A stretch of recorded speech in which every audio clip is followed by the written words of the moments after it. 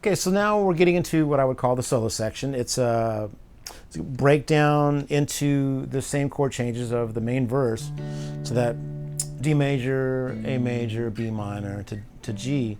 And throughout, I'm really sticking primarily to D major pentatonic and occasionally using the natural seventh, the C sharp.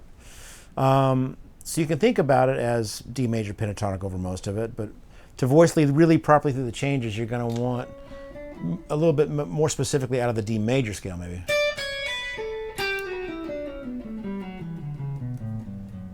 But then just being aware of the chords as they go by. Just speaking in general about that kind of movement where, I'm always aware of the parent key, or if there's a certain scale that'll work over all the changes, I'm aware of it. But I know I've talked about it a lot, but in case you haven't caught it, I'm much more aware of what's happening chord by chord, meaning that I'll be more concerned with what's applicable over that chord specifically, what's a chord tone and what's not, as opposed to what scale might work. Information coming from the same notes basically, but it's just how I'm thinking about it and how I'm voice leading through those ideas and creating tension and release. And so there's a lot of this that will rely on each chord change. You'll hear the third of that chord. F sharp over the D, C sharp over the A, D over the B minor, and then B over the G. So chances are throughout this solo and when I'm playing it differently every night live, that's a recurring theme. That's something that will feature into my melodic direction. So as you're playing and you're creating your own lines, just be aware of that as well as the, what scale works. But once we start thinking scalar, we tend to play scalar, and that tends to not be necessarily as musical as I would want to hear. It's great to have the ability to have the knowledge, but hopefully applying it in a way that doesn't sound so much like an exercise and more like a melody. So let's get into how I treat this particular solo. And I went back and learned essentially what I played on the original record, because now we'll take it different directions and I'll improvise on it. But I do like the original recording in some ways, so I went back to relearn it. And so after we play that last phrase, just kind of straight up the major, almost like a G major, but then morphing back into D major out of it.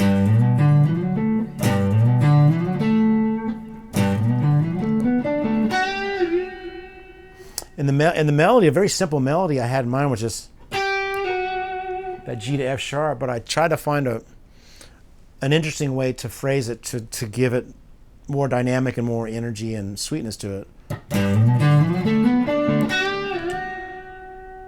I think on the original record I played it, but I find that very hard to play in tune, at least on this guitar in this moment.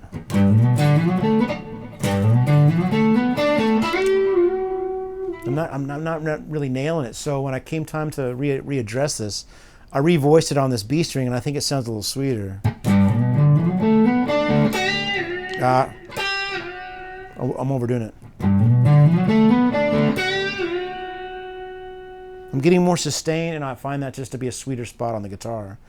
And that's something that, the more you play your specific instrument, that bending on the G string on your guitar might be cool. It might sound good. Again, this particular guitar just wasn't doing it for me. So you can kind of learn the eccentricities of your own instrument, and that, something that I think about a lot and hear a lot. Sometimes subconsciously, I may not even be aware of it, but in these cases where I really have to kind of analyze it to communicate to you, I'll discover some of these things, and it becomes even more interesting to me to try to understand my own process and see, well, why did I choose that? Oh, okay, because that sounds like shit. I wanted to go somewhere where it sounded a little bit better. So that first phrase just kind of, in a very laid-back triply one.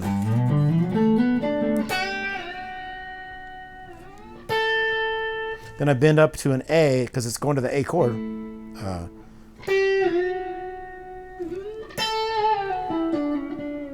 Now, depending on how I fingered it, that was interesting. Sleight of hand there. I'm primarily bending everything initially on on the B string with my third finger. And I want that next note to be the A on that same string, but because of how I want the next phrase to finger, I change from my third to my second finger in what's bending it. So then I lead up with my, I could have done it all on the third finger, but it's not the finger I wanted to end up on the next phrase. So switch.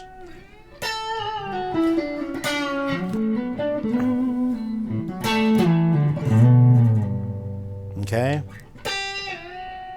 And then I lead with this finger.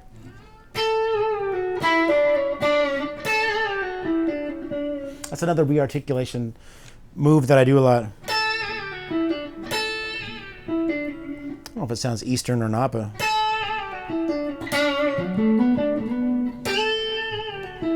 it gives a little bit more life out of the note without rearticulating it with a pick. So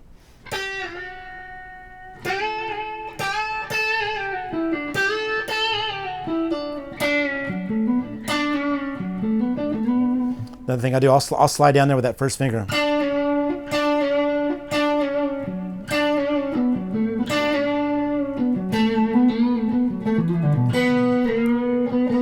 It's a good exercise. Maybe finger a note with your index finger, then bend up to that same note from the scalar note below it. A little harder with the whole steps, easier with the half steps, which I've done here.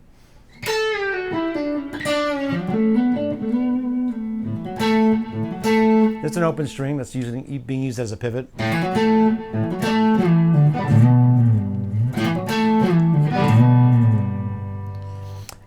And getting into that last G chord with just a rake, almost over all the. Not sure how much I really let speak out.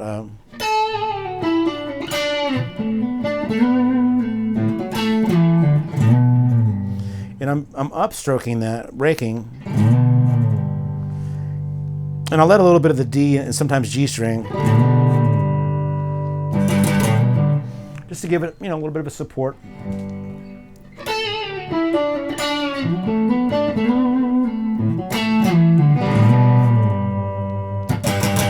And I really dig in on that G getting to the next phrase.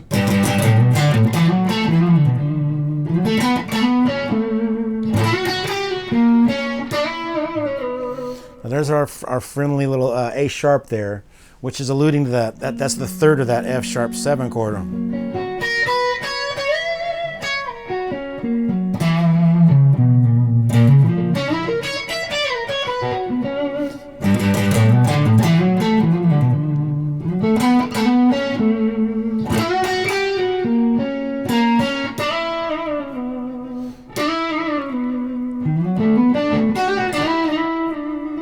A lot of first finger maneuvering there.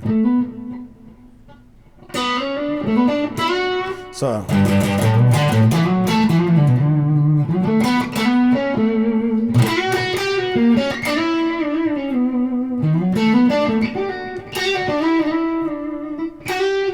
So still in that D major-y kind of pentatonic-y area. Then I go up the octave for the next phrase. Kind of sing that, basic D major bar chord.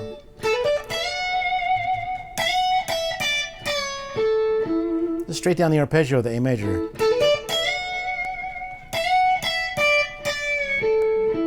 I think I am using a bit of my finger as well. So I'm just kind of picking up with my middle finger. Once I bend to that from the E to the F sharp.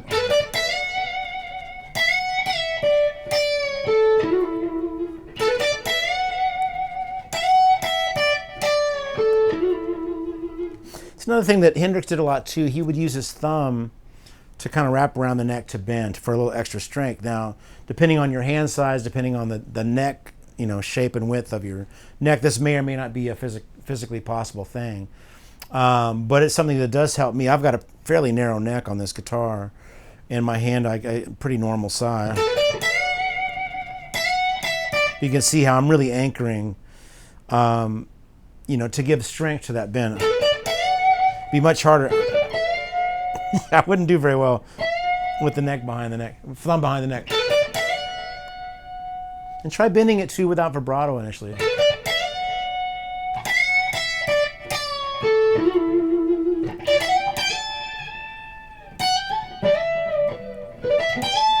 Do the same thing where that top note, I'm getting it, you know, with my with the underneath of my index finger.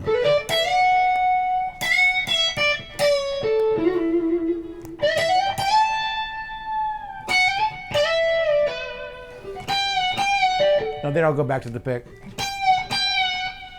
A pre-bend to the G from the F sharp.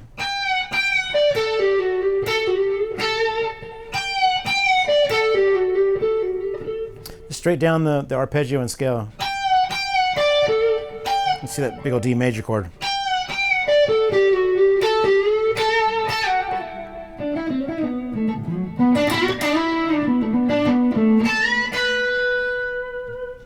So I get, you know, pretty much just straight through the scale there.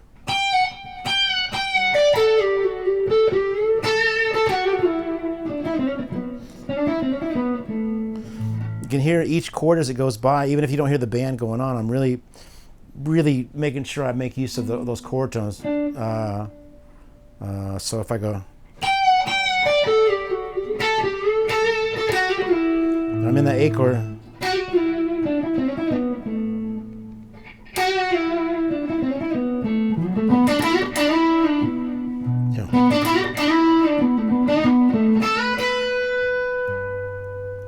The last note of that section, I end up on the B, bending from the A to the B. And then we get into the next section where I actually, on the original recording, switch from the middle channel to the lead channel. So.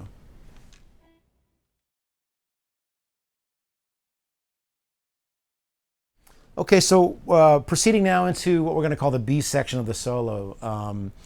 Primarily, the solo has been over just the basic verse changes, the D to A major, B minor, G. Now, we transpose down to F sharp minor, and I also switch to a heavier tone. I switch channels on the VHT to the lead channel, switch to my bridge pickup so it's a heavier tone.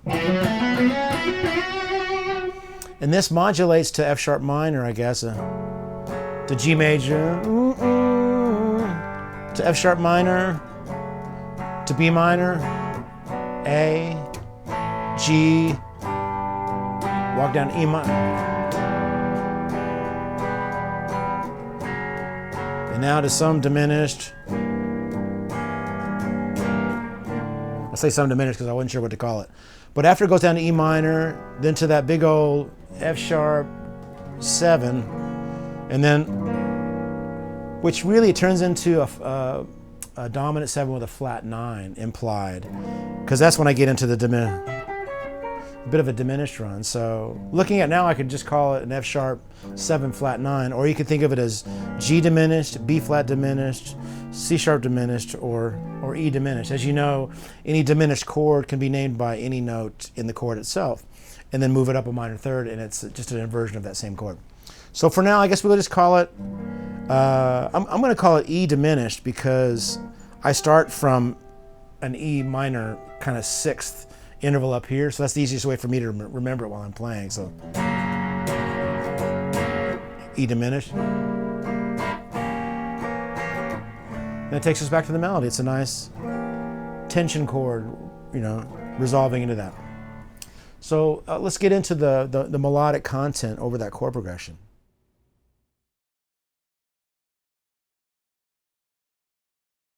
Okay, so now we're going to ease into this section with this more aggressive tone and kind of working up that F sharp minor.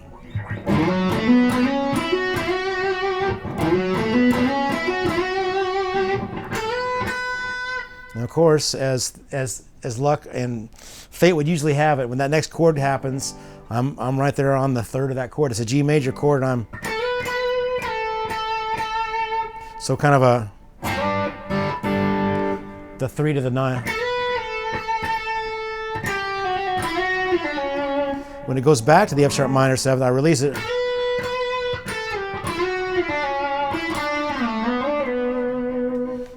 Nice melody. I like the direction of that. I think I did a lot of it on one string. So if I start here,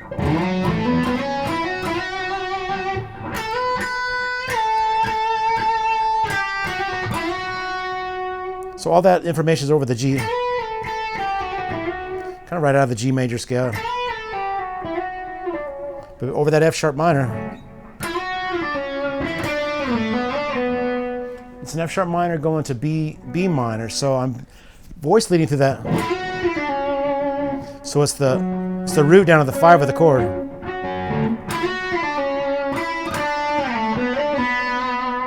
And then just kind of pentatonically getting into the B minor. And I probably did it with a, or I could have,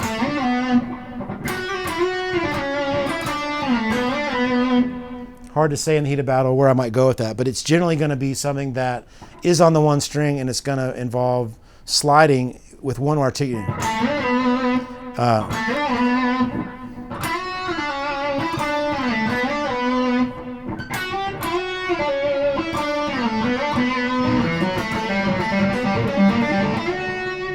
And here, as I get into the next change, so what happens then? I'm just going down from, it's a very common chord progression, B minor to A major to G major. All chords, as well as the E minor, are relating to the key of D major, essentially. So I get into a bit of a pedal tone ascending run using dyads in the key, but using the open G string as a way of ascending through those scalar tones. So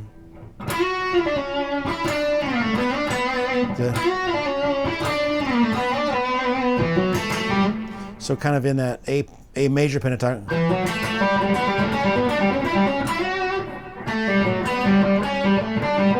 If you can kind of imagine in the key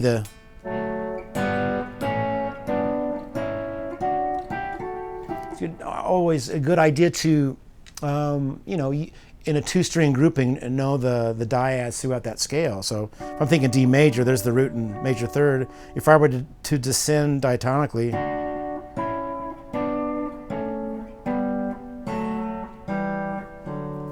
and so basically I'm utilizing that basic harmonic idea, but going through those and using the open G string as a pull-off pedal tone.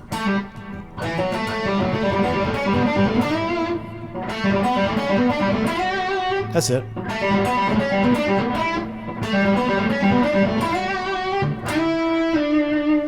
Okay, y'all see that, right? So it's, even though I'm just using, then I go into some other single note melodic material, but kind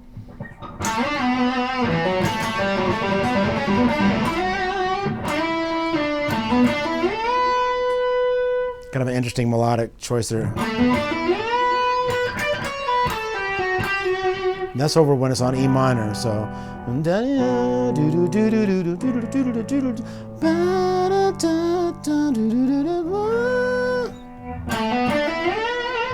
So over that E minor, I've got just something straight out of the pentatonic. But it's the way I slide up to bending from the A to the B, the 4 to the 5. And then just kind of a scalar motion. C sharp, because we're in the key of D major essentially, and that would be the kind of the Dorian. And over that we've gone to the F sharp major now. And that's just a simple melodic phrase from the 5 down to the third, but bending from the 4. So that whole phrase is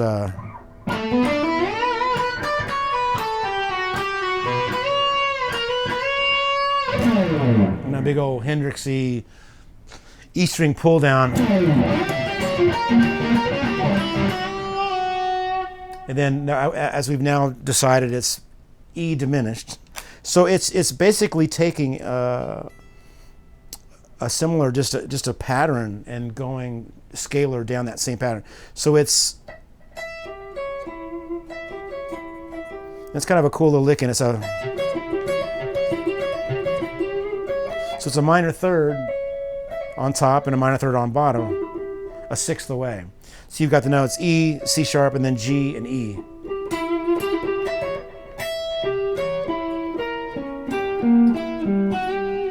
So I'm kind of taking that pattern. And there we are again on a different set of strings. Got the B flat, D flat, G, and B flat. So.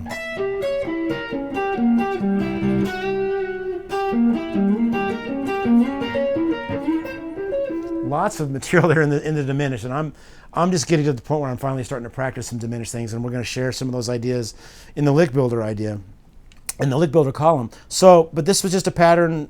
I guess I decided at the time of the composition that would work nice in that as a transition. And that last note, that G, and then resolving it to the D, and then we're back to the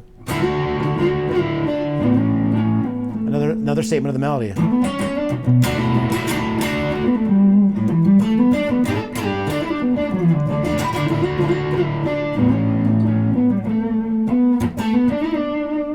then out of that melody, we get into the outro solo.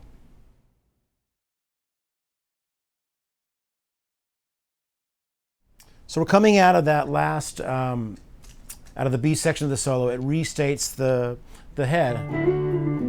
But when we come out of it into another kind of outro solo. And over this, it almost sounds like it's going to continue the chord progression from the actual main melody of the song, but it diverts from it. And instead of going to D major where you think it might be going, it goes to B minor, to A major, down to E minor, G major, and then D major, then it's the chord progression of the main riff. There's that D to A, to B minor, to G. But to break it up, we'll go back to B minor now. Repeat that first part of it, A.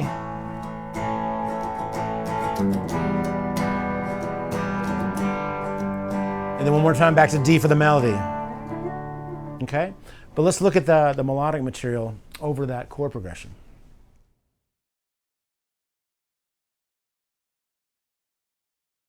So coming out of the melody,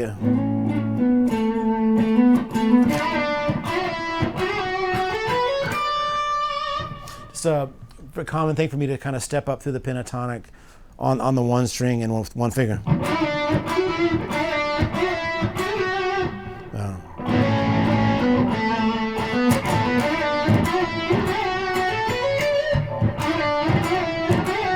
And sometimes I might be giving some percussive subdivision before the note.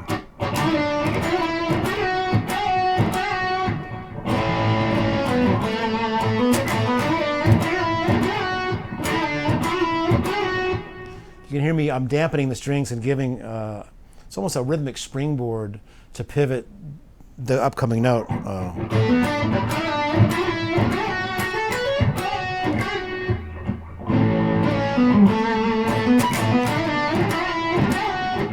Maybe it's like a 16th note.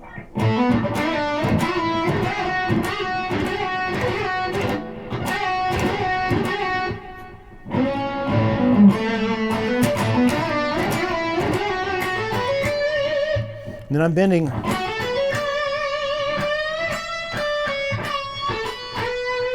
So you remember now we're going to B minor instead of the D major. So I'm just kind of leading into that.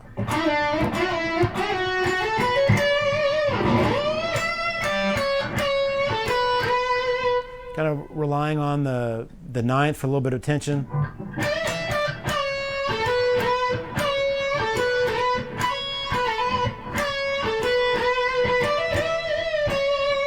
The next chord is A, so there again, no big surprise.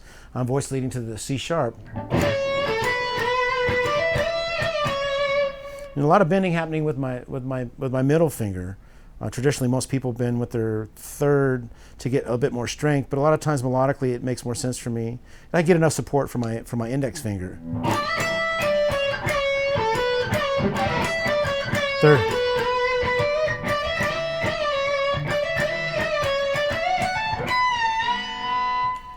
Okay, so we've got that.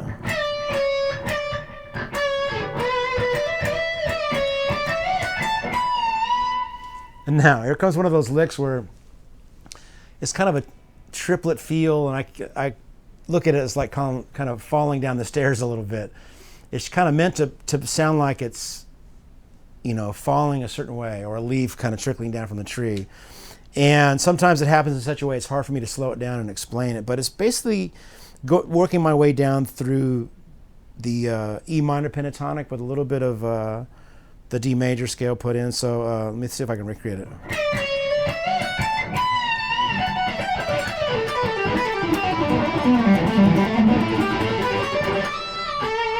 That was pretty close. So let me play the whole phrase.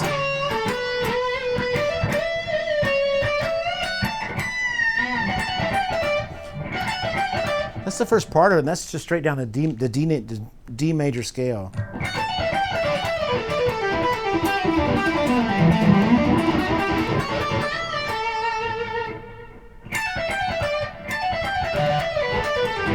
So it starts with that kind of what could be considered E Dorian or D major. And then a nice pattern down just the E minor pentatonic.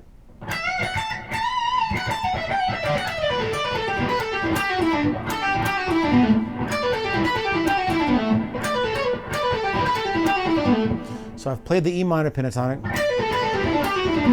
but then I allude more to the note F sharp, which kind of takes us back to the E Dorian. It's the ninth of that E minor.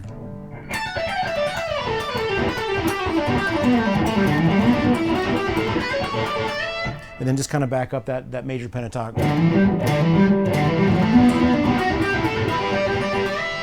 Let me try it one more time.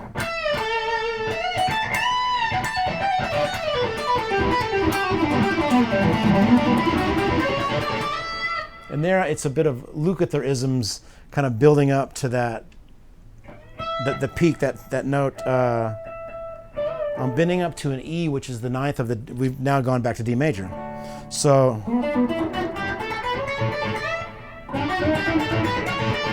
it's very much something I got from Luke. By kind of going up scalar, but pivoting off of a note below in that same scale. Hopefully Alice has got this more accurately transcribed than I'm remembering, but I build up to that note E, but then release it. So it's kind of like holding the bar chord down and going.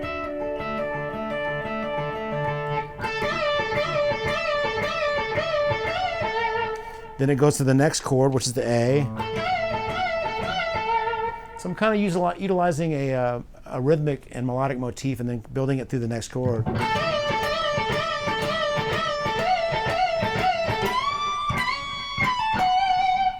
Then I play a melody, and this is something else that I do a lot. I'll anticipate the next chord change with melodic content that doesn't necessarily specifically fit the chord it's happening over, but then releases into the chord as it comes. And Larry Carlton would do that a lot, and then maybe that's an influence as well. So over the D is over the A. But before I get to the B minor, I'm alluding to that third, that D, and playing a melodic content that leads into that B minor. So what is it? Yeah. It's just a nice minor phrase, but because it's happening a little early, gives it a certain flavor, and then when the chord arrives, I don't know, it just has a nice feel to it. I like that melody. So I'm resolving to the fifth and then bending up a minor third to the A, which is the seventh. I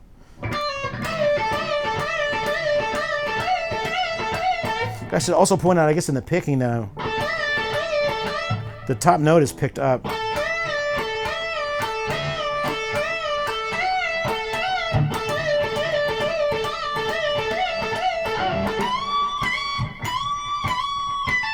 And all three of those top notes I'm picking up.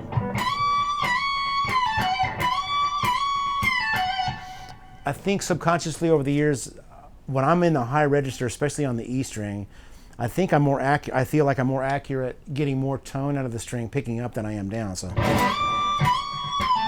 if I downpicked all that, it's a different sound, and sometimes I might want that.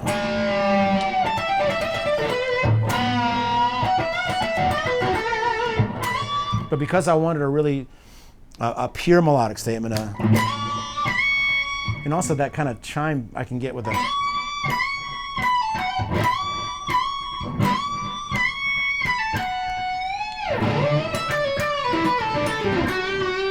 So I release out of that with that bend from the 5th to the 7th. And then have a little melodic setup for a descending.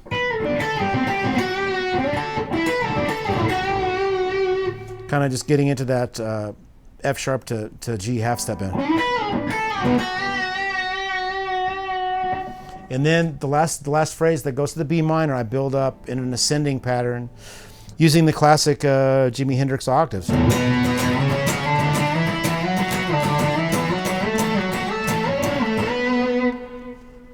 And this, obviously, it's very handy to be able to visualize this if you've worked on your horizontal scalar motion, because you're basically leading on one string, but in octave. So.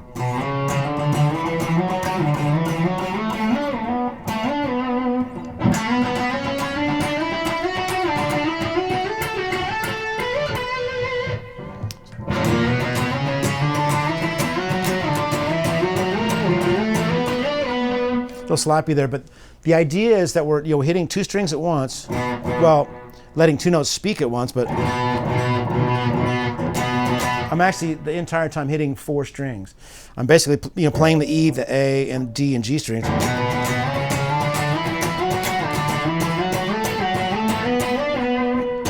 So I'm getting all the percussion and drive, strumming the whole guitar, but only letting those two notes speak.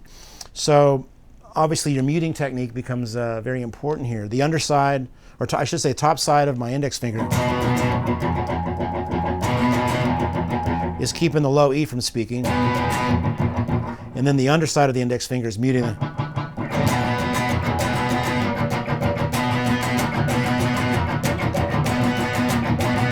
Make an exercise out of that to see if you can get that really nice and clean.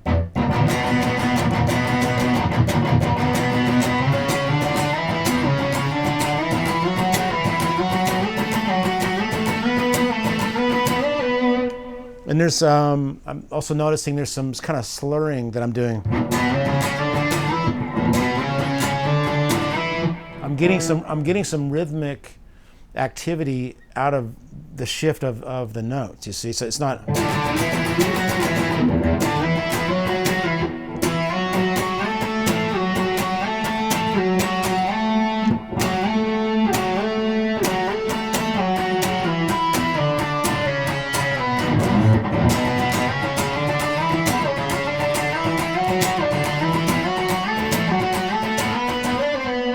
So getting extra rhythmic propulsion even if I'm not striking the strings.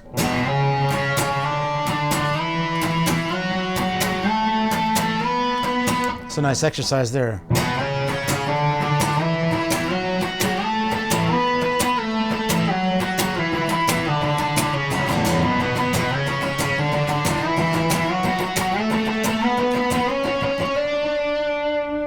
Okay, so isolating these little ideas along the way to hopefully you'll make some of your own exercises out of them.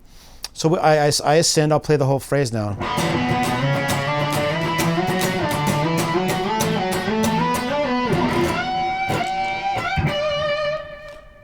Another fairly common melodic idea for me is just bending up to that, considering the third of that D major, even though it may be on B minor. Well,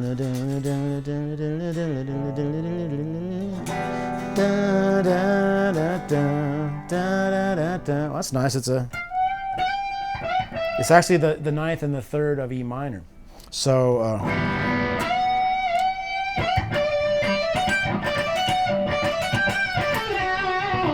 but it's all kind of, it's a very D majory kind of phrase.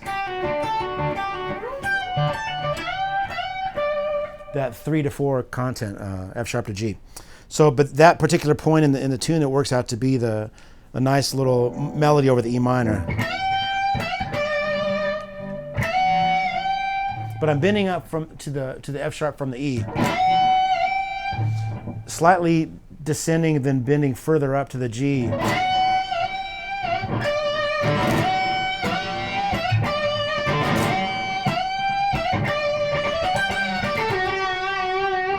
And then playing the same melodic material in two different places. So,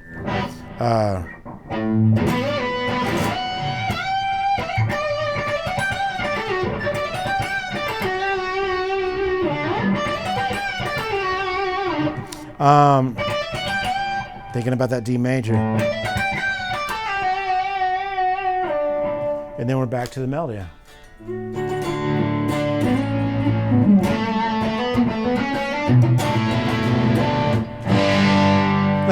I changed back to a cleaner tone for like the last couple of chords. And that's essentially, you can consider it A major 7, sharp 11, where it's kind of A major over G. So the last phrase will be to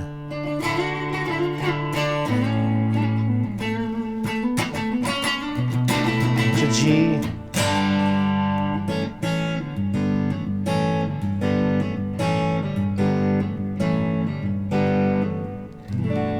So, and the last chord does end on a, most people think it might be a D major, but it's G in the bass. It was intended to be a little unresolved.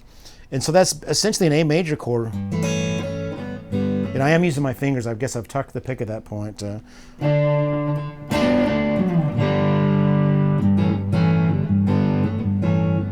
kind of pivoting to the low G.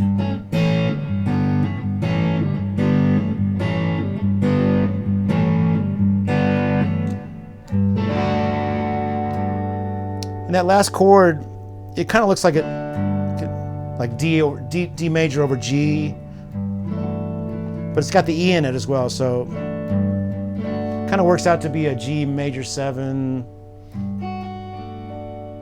with a 9, I guess. Major 7 9. I have to look to Nick for confirmation. But that's it. That's the last chord of the tune.